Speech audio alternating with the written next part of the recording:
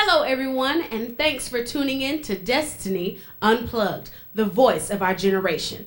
I am your host, Ashley James, and we have Jawan Knight, Ayanna McKinney, Courtney Middlebrook, and Amanda Henderson. Ooh, you guys, we got some juicy stuff to talk about this time. Relationships, premarital sex. Ooh, I'm gonna say it.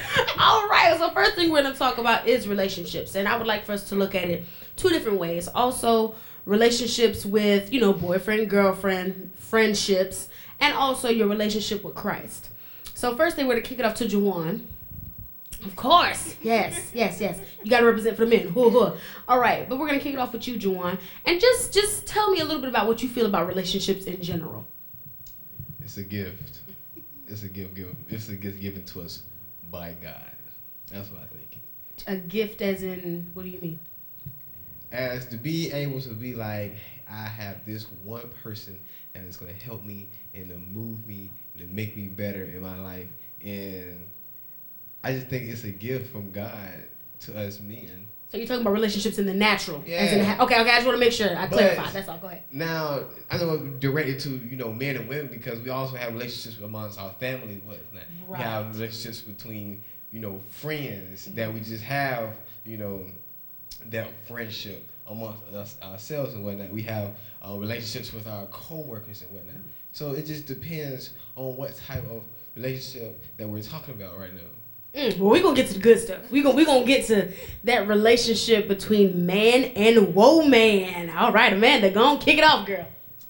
Well. That's right, through that. Yes, you did.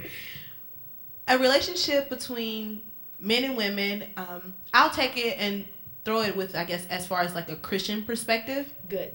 Maintaining a relationship with someone that you think is so awesome while being a Christian. That is tough. That is really tough. And for people our age, I think we are all, if we're in a relationship or we're entering into a relationship, we're trying to figure out, okay, so what, as far as boundaries, what do you like, what I don't like? Am I really want to dating this? Do I really want to date this person? Can I see myself marrying this person? Am I really thinking about marriage at this age? So there's so much that goes into it, but I think as far as being a Christian and having a healthy relationship and dating someone, you have to be on the same page. I can speak from myself, being a Christian and dating. There were times where we were not on the same page. And because we were not on the same page, the page got turned. Okay. You're done. Thank you. All right. Move along. But I think it's important to be on the same page. And I try to exercise before. Yes, I'm that person that tries different stuff. But someone gave me a suggestion. They were like, just write down exactly what you want. Y'all, honestly, as I was like, what I want? I didn't know what I wanted. Like, I was just sitting here thinking, okay, well, he gotta look good. He gotta do this. He gotta do that.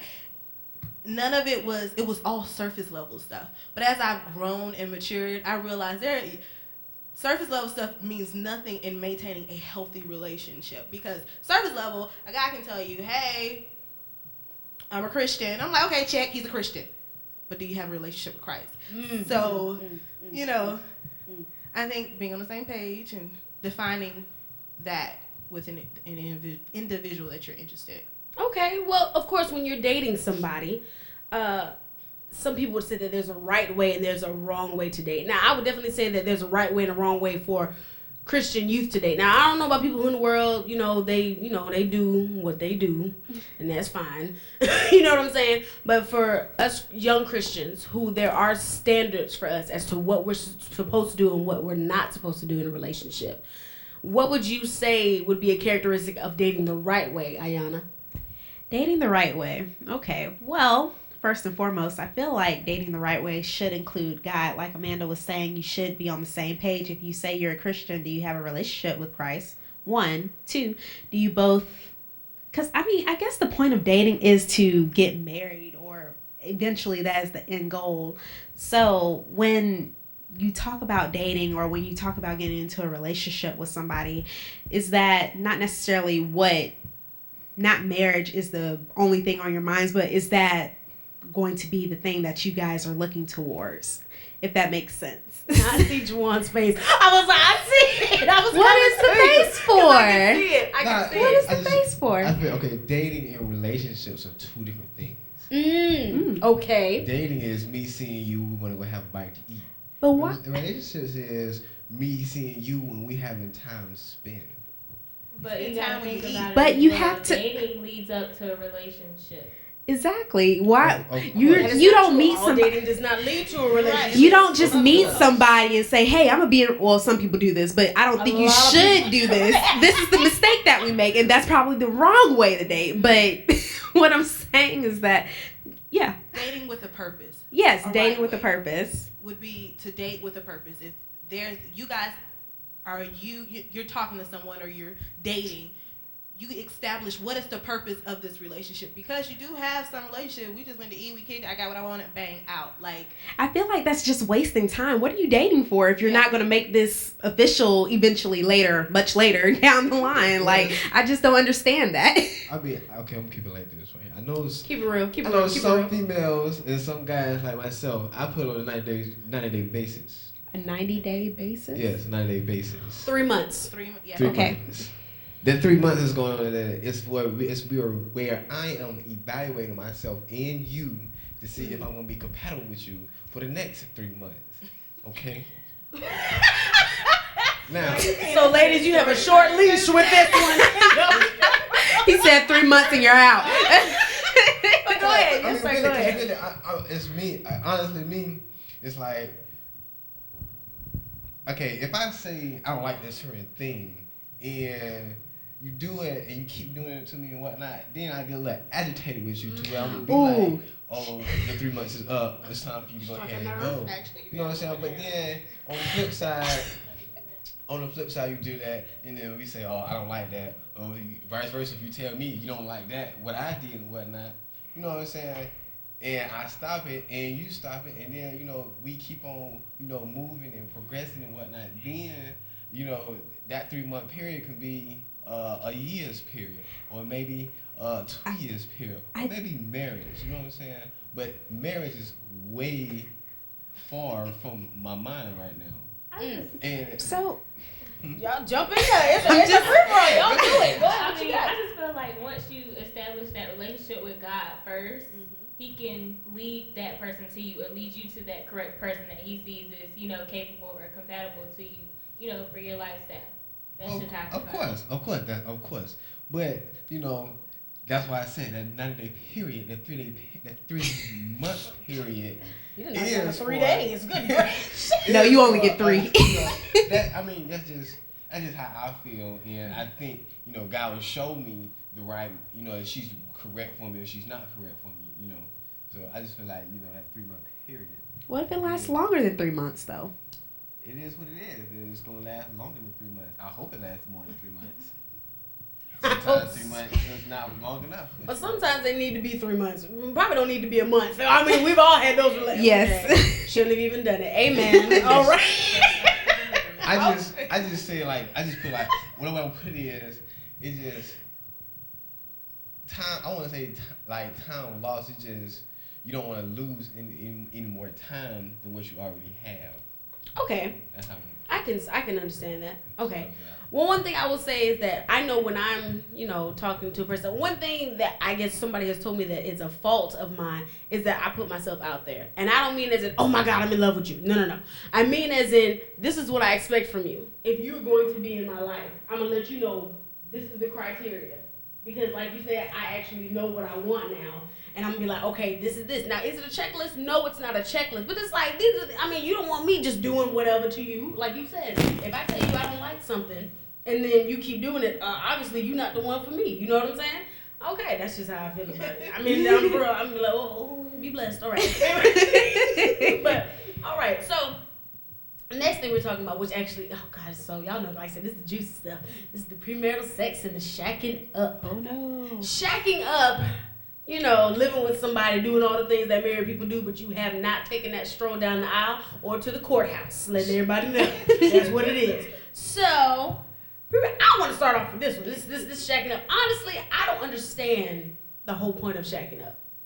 I really don't. It's because I feel like you're doing all the things that married people do. You are paying bills. Like, y'all have two forms of income coming into the house. You're all going to pay bills. If y'all might have children together.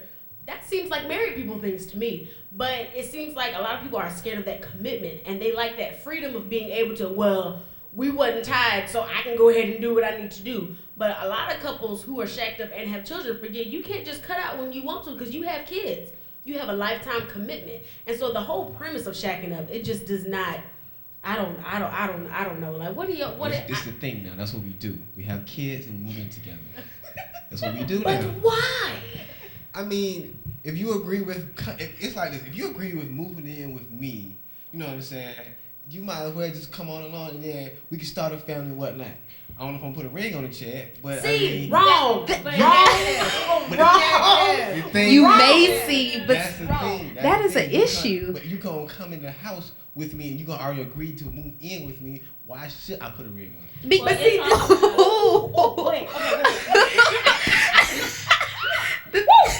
why do all those things if you're not going to put a ring on it? That doesn't make sense. You know, the Why say sad yes thing to moving is, in? he's right though. Some women have the mentality. He wouldn't say that if he couldn't get it that way. that's right. A woman has allowed a man to say, okay, look, boo, move in, we gonna do this thing, but never put a ring on it. It's all about what they accept. Yeah. You know, it's all about your expectations. If you don't put it out there that, you know, hey, I'm not going to, you know, shack up and all this other stuff before, you know, you show me, you know, that, you know, try to get married or whatever. It's what you accept and what you allow. And once you know, put out there, hey, I don't want to, you know, get married or whatever, you don't put it on them like to a certain extent of pressure, then they're not going to feel like they need to own up or take, you know, man up to that step.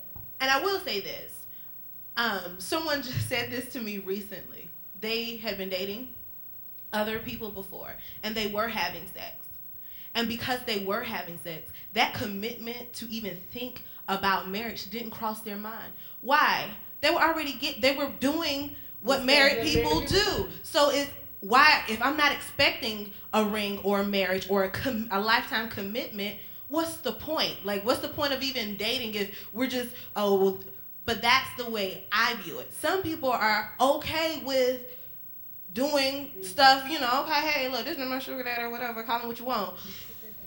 But your husband and your wife, those words are very meaningful and very powerful, and it means something in the Christian atmosphere. Marriage is important, but I think we get we're comfortable. We just, whatever, you can do whatever you want. But you know what? I'm not even going to talk about the Christian atmosphere. Even in the world, husband and wife mean something. Because of the fact that we went down, we done put money on this thing.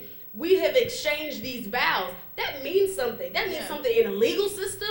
That means so many things. And oftentimes people feel like, yeah, you might be getting the benefits of a married person, but God forbid something happened to that other person, you're not getting nothing. You're not collecting no insurance. You don't have claim on nothing. And a lot of times as we go into these things thinking that, well, this is okay, this is what we do. But it's like, think about the stuff that you're giving up. Like, I mean, don't get me wrong, you know what I'm saying? We all go through things and we all make certain decisions that we're not proud of course. But at the same time, I know I'm going to take pride in having my husband.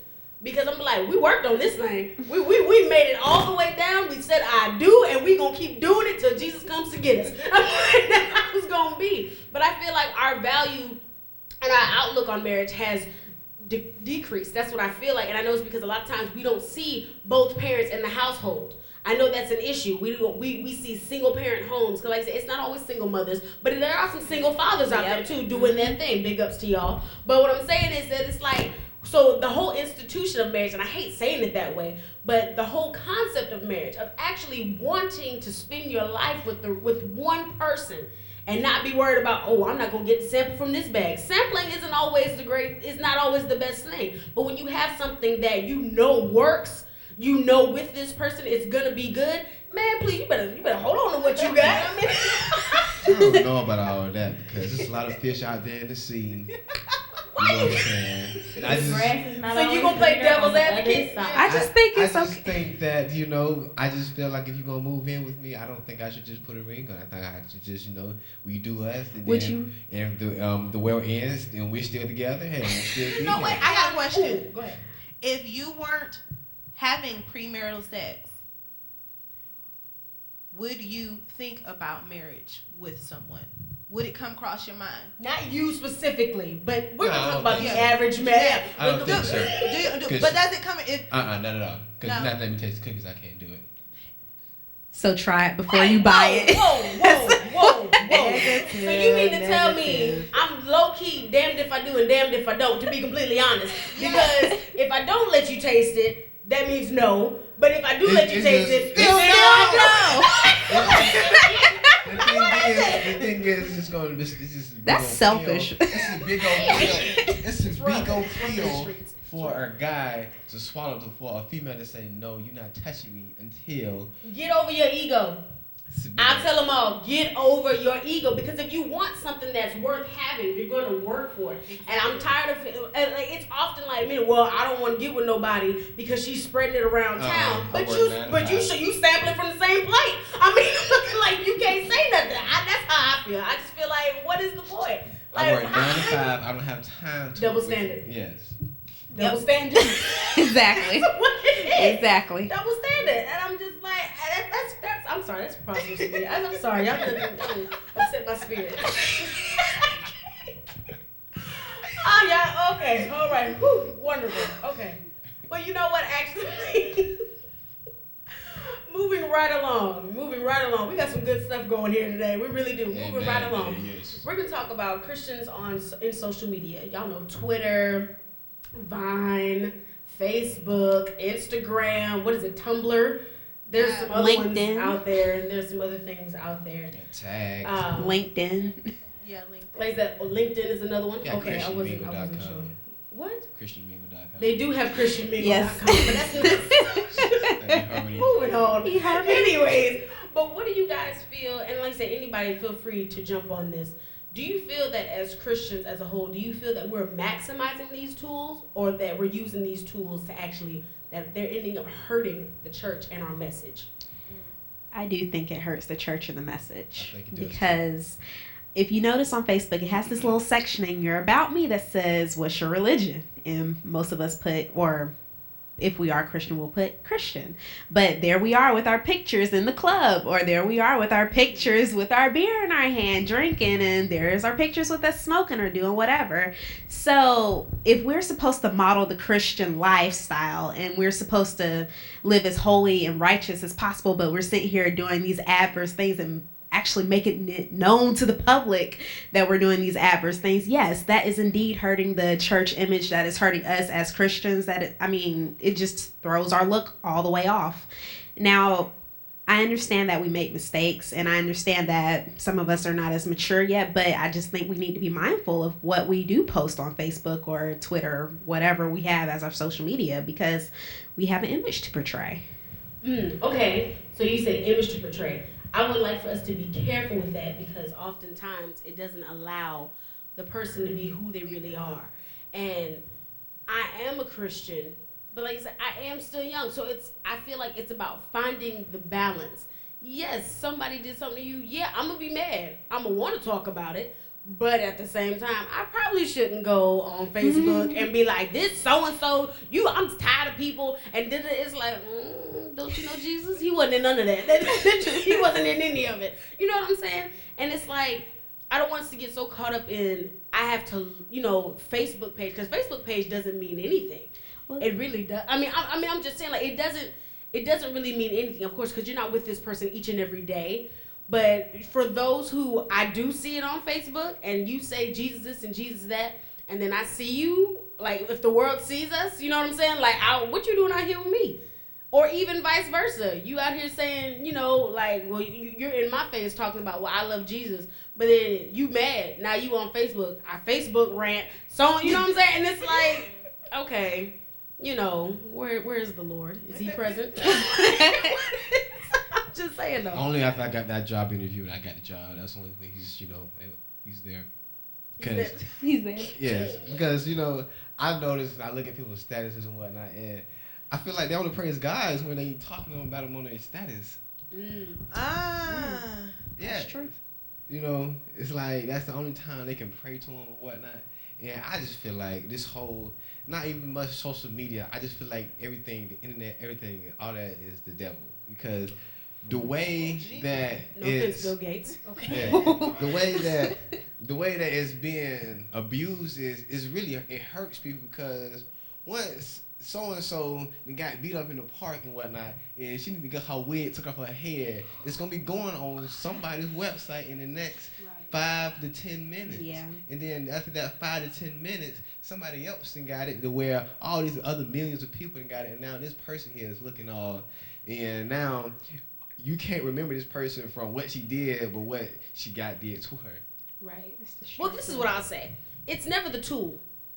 It's always the person that's using it. Correct. Because the internet can't do anything that we don't make it do. Yes. I don't have to post a video of somebody getting beat up. Yeah. People don't have to post those type of inappropriate things.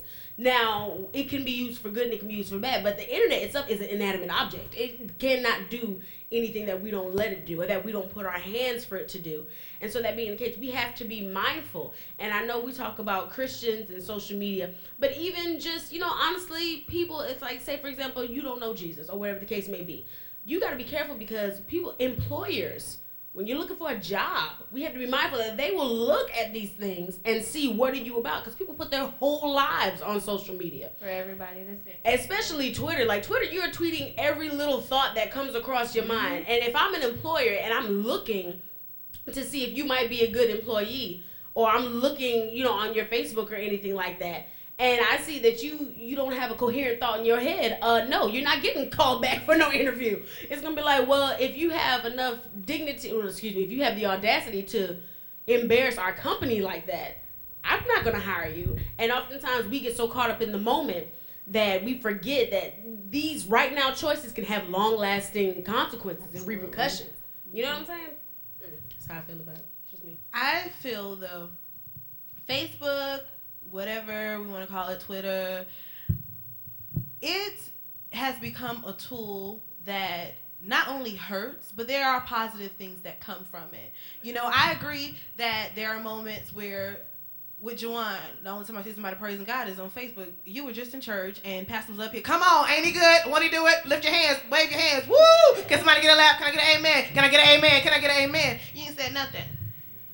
But you're on Facebook, service was so good, it was a mighty move. Wait, what? You were there? Like, one of those things.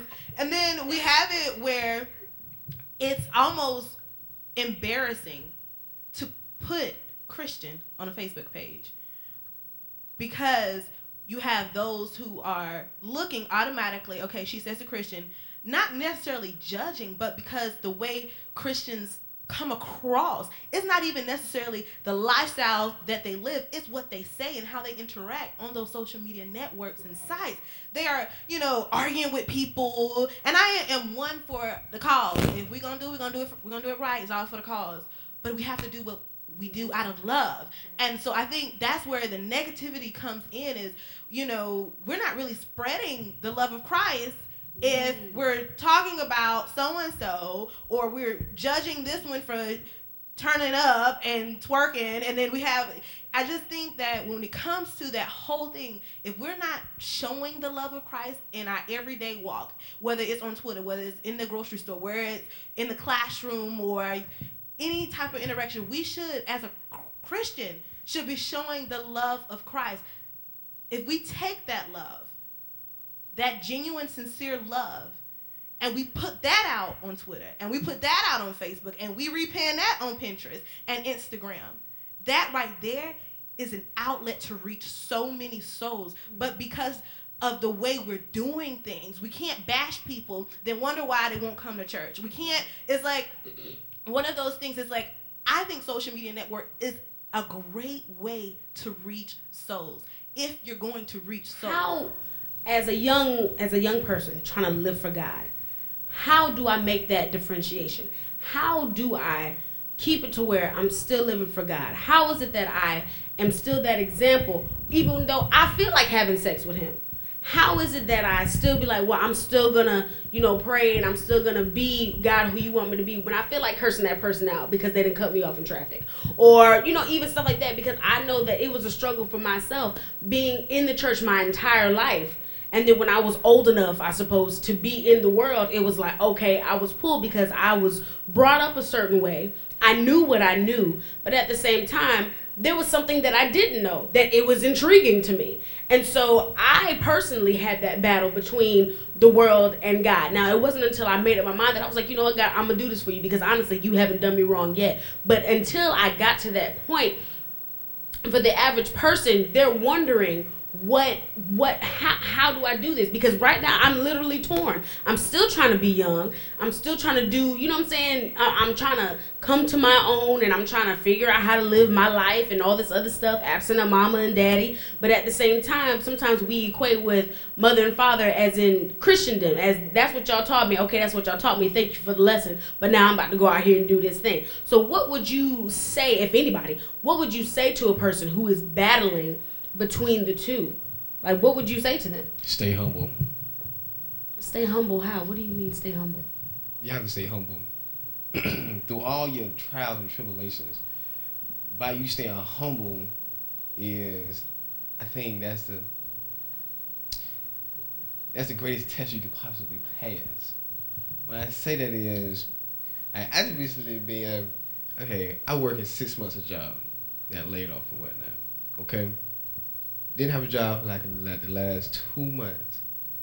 Frustrated, everybody around me getting money, everybody around me having fun and whatnot. I'm stuck at the house, I can't do nothing. But the thing is, I was staying humble. You stay humble and you don't question God on what He's doing. Then, you know, once He feel like you're ready for that situation, then He's gonna give you that prize just because you were staying humble throughout everything. You know, kept a smile on your face, didn't down anybody. Like a guy told me yesterday, he was like, "Hey man, I just got a new job and whatnot." What?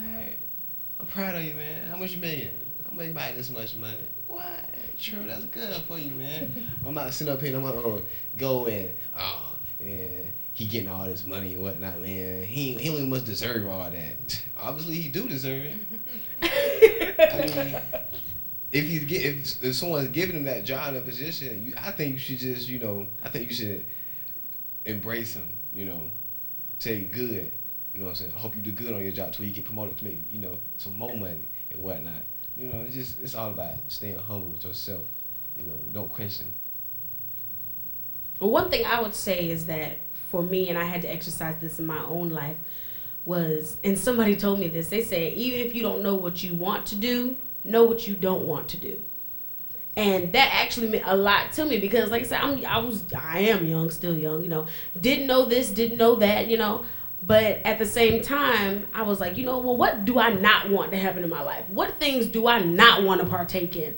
And that actually helped me weed through a lot of the garbage that was being put into me that I was allowing, myself to take in when it came from the world and me being stretched in between, the two. And I want to live for God, but I still want to go do this and I still want to go do that. But you know what? It goes back to relationship. Relationship is very important. We have to maintain our relationship with Christ. And it has to be something that we cannot live without. It has to be something that we need. It has to be something that we thirst for. Like the scripture that says, like the deer panteth after the water. Like, has anybody ever run really hard and then you thirsty and you like, oh, if I can get some water. Oh, Jesus. Like, that's what it has to be. Like, oh, if I can get some Jesus. And we need it. Like, it has to be, like, he has to be an essential part of our lives. And that's one thing that I had to get to. And I'll tell any young person out there, stay encouraged. Stay encouraged. Continue to cultivate your relationship with Christ. And we thank you so much for tuning in with us. We hope that you enjoyed us. We know we had fun. We hope you all did too. Be blessed. Thank you.